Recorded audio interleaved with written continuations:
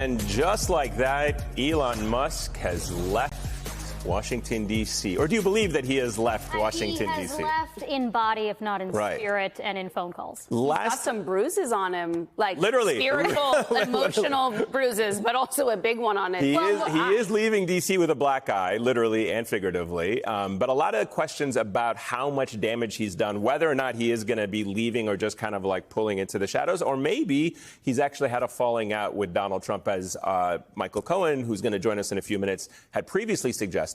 So we'll see what happens, but not a good way to end. I think the investors in Tesla may be quite excited to have him back, given how much damage he's done to the brand. Not that, like, the brand was doing so well before Doge. Yeah. And in fact, the FT had a story this week about how investors are demanding that he spend 40 hours a week. Back to the 9 to 5. Yeah, because no one wants to work anymore in this country, apparently, including the richest man in the world.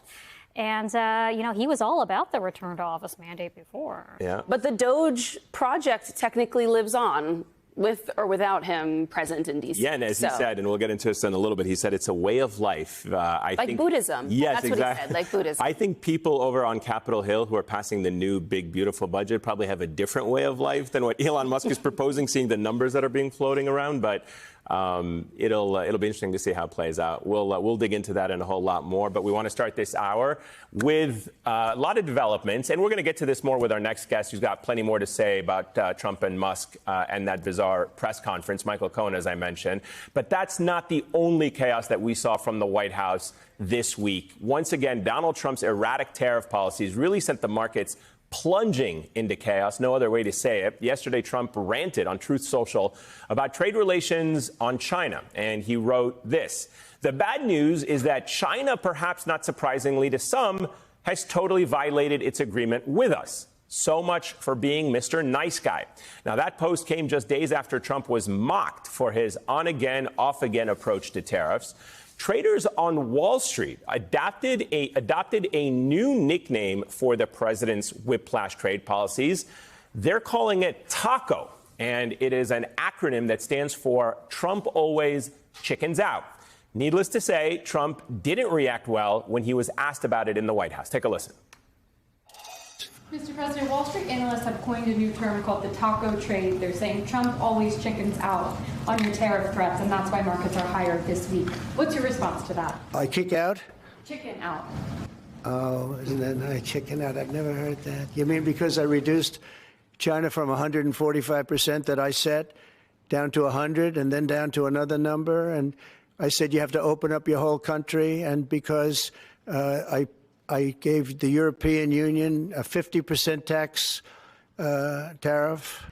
We had a dead country. We had a country people didn't think it was going to survive, and you ask a nasty question like that. It's called negotiation. All right, joining us now is someone who knows Trump all too well, Michael Cohen, former personal attorney to Donald Trump. He's also the host of the Mea Culpa podcast and Substack top-rated host at The Real Michael Cohen. Michael, it's good to have you with us. You know somebody, you know Donald Trump better than others. You certainly know his psychology better than most. What did you make of his reaction to that soundbite? The fact that he is being called basically, I guess I don't want to say Taco Trump, but Taco it is. It's a very delicious nickname, as humiliating. Knowing Trump, he'll probably try to coin that and make money off of it down the road. I think it's the word chicken that really... It is. You're 100% correct. It's the word chicken because he doesn't want to be perceived as anything other than a superhero, right? Than a godlike figure. This is the whole problem. The problem is we're looking at it the wrong way. It's not getting to him. Yeah, it caught him off guard, and so he looks surprised. But it's not getting to him the way Democrats think. This isn't going to be the thing that changes the outcome of 2026. And as Democrats, we have to stop. We're never going to beat the bully in the playground when it comes to name calling. That Trump singularly owns. What we have to do is we have to start to impress upon people. We need to fight this fight in a manner that the Democrats have never fought it before. The old playbook that they have, that Ken Martin has, that was written by, I don't know, somebody in Hillary Clinton's basement, it's over. It doesn't work. All right? We need to start coming up with things like consumers pay tariffs, or Tariffs are taxes. These three words, which is what Trump does, right? Build the wall, lock her up, mass deportation. Now, it's always easy to remember three-word slogans. We need to do the same thing. And that way, when you go to the big box store and then you see that the cost on something that you paid $10 for is now $21, you understand consumers pay tariffs, or tariffs are taxes. We have to let people understand that things are not good.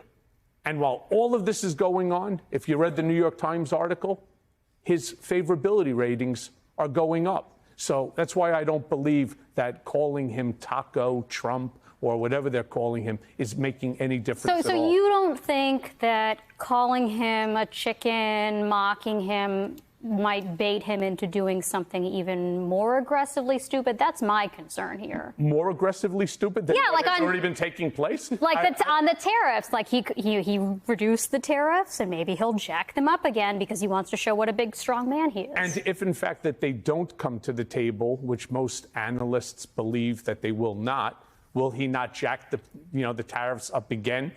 Simply because it's not about policy. For Trump, it's about power. And he wants everybody to come to him, bend the knee, kiss the ring, and then say, Trump, you're right. You're the most powerful man on the planet. All hail King Donald. What is it that we can do to get back in your good grace? So is he purposefully erratic and chaotic then? Yeah, he's always managed through chaos. The Trump Organization, we operated through chaos. He also did the exact same thing at the Trump Organization that he's doing in the White House, which is you pit one individual against another. This is just nothing with Trump is ever new. It's always a rehash of what was done before. The one thing I was going to say, though, is this was not the Democrats calling him chicken. This was the industry insider, the traders. And he's always had a thing, correct me if I'm wrong, he's always sought the approval of the powerful traders in the Wall Street and the business elites in this country. He covets their attention. He covets their respect, as you said. And so when this name came out, it wasn't coming out as a Democratic punchline. Nobody's campaigning on Donald Trump being a chicken. It's the people who are living day to day on the trading floor who have to guess which way they have to trade or strategize about how they have to trade, are calling Donald Trump a chicken. And I would argue voted for him. What's that? And a lot of voted for him. And so and that's why I'm saying to you, like, and just to push back on your point, and I don't disagree with you that Democrats need to come up with something better. But this is coming from the industry and the Wall Street and the rich people that he wants to be a part of, and they're telling him you're a chicken. No, it's coming from the lower level analysts and those that are on Wall Street. It's not coming from the Jamie Dimons. It's not coming from the Steve Schwarzmans. They're not calling him Taco Trump. It's the young traders that came up with the nickname. He doesn't care. And that's the whole point I'm trying to make to the Democratic Party. This is not the strategy that we need in order to ensure 2026. So I have to ask, who do you think punched Elon Musk in the eye?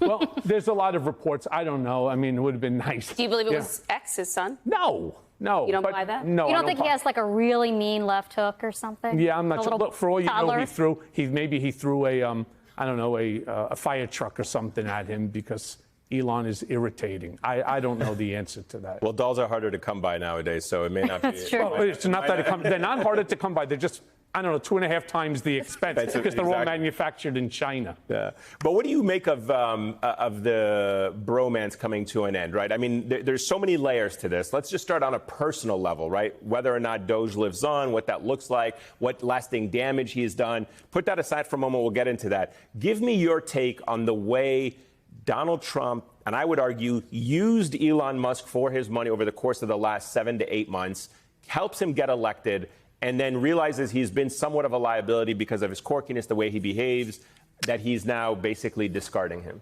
Wow, Eamon, you're like a psychic. I mean, I've been saying this now forever. Donald doesn't care about anyone or anything other than himself. Look at what he did to me, for God's sakes. Guy who was with him for a decade and a half, who literally would have taken a bullet for him, but for him being the one pulling the trigger. I mean, I said from the very start that this bromance was going to come to an end. In fact, I was on a couple of the MSNBC shows, and I'm going to go one step even further again, and I'm going to say Trump will ultimately go after Elon's money, next because it bothers him that he is the richest man in the world. Yes, he used him for his money. Now he's going to go and he's going to figure out how Elon, with his companies, took advantage of the United States of America. They're going to turn around, use Doge to go, right? Government efficiency, fraud, waste, and abuse. How is it that he got $7,000 as a credit for every Tesla vehicle that was sold? That's where his billions were made. Well, why should the United States pay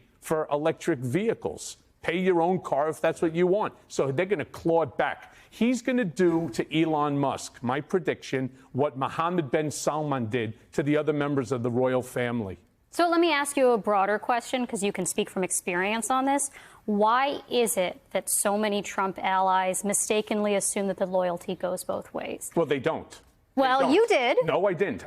I always knew that loyalty with Trump, it's like First Avenue, goes one way, but I thought I would be different. I wrote about it in my book, Disloyal. Does it seem like Elon thinks he's different, though? 100%. And so does Lutnick, and so does Bessent, and so does Marco Rubio, and so does even J.D. Vance. They all think that they're different, that Donald is going to shine the light on them. When push comes to shove, why? The perceived... Why does everybody have this same delusion? I don't have the answer to that. It's just, he's a cult leader, and we were all indoctrinated into the cult.